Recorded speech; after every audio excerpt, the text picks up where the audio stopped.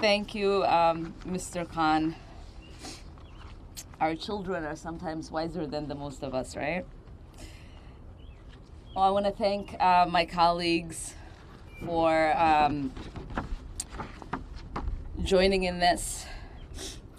When I ran for office, I ran on a promise to end the president's hateful effort to ban a single religion from entering this country. And I'm so proud today to join colleagues from both houses of Congress to introduce a bill that will do just that. I have said this before, and let me say it again. I believe this ban will go down in history as a moral stain on our country's history. When I was 12 years old, I myself came here from a refugee camp. It was a difficult journey, fleeing a horrible war. We spent 4 years in a refugee camp, seeking refuge in the United States. But I came to this country because I believed, even as a child, the promise of liberty, equality, and justice. That was the promise of the United States of America. 20 years later, it seems those fundamental ideals are in peril.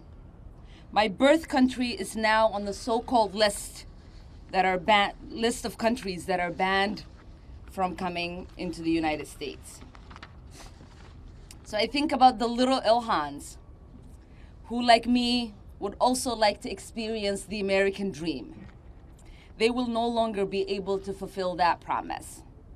Our president has made it clear that he seeks to advance an agenda of disdain and exclusion of Somalis and Muslims of other countries. The truth, as you all know, is that even in the face of court challenges, Trump has succeeded in his quest to create a religious test for entry into the United States. The government cut admission for Muslim refugees by 91% since 2016. In 2016, the Obama administration accepted nearly 40,000 Muslim refugees from around the world. Now that number is down to only 3,000.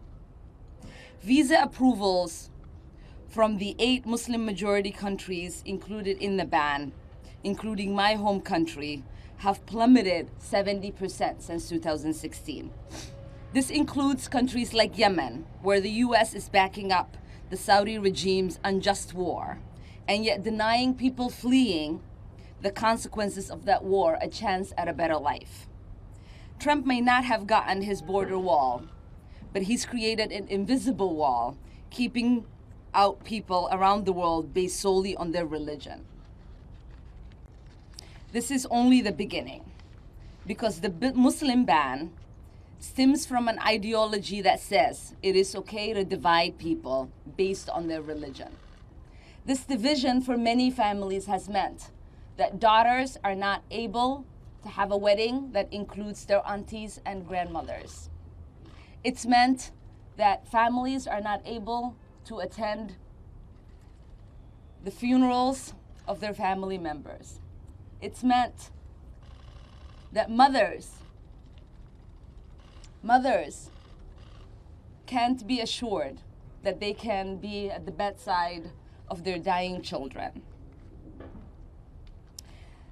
This is based on an ideology that says certain people are less valued based on the color of their skin or the religion that they practice or the country where they were born in. And we must stay united in rejecting that ideology, because we know that no one should be banned because where they're from or what religion they practice. I want everyone to know that we will keep fighting until we're fully repealing the Muslim ban and put this hateful policy into the disdain of history that it belongs. Thank you all for being here, and thank you to my colleagues for standing up for what's right and making sure that the hope and the dreams of this country are still in the hands of members of Congress. Thank you.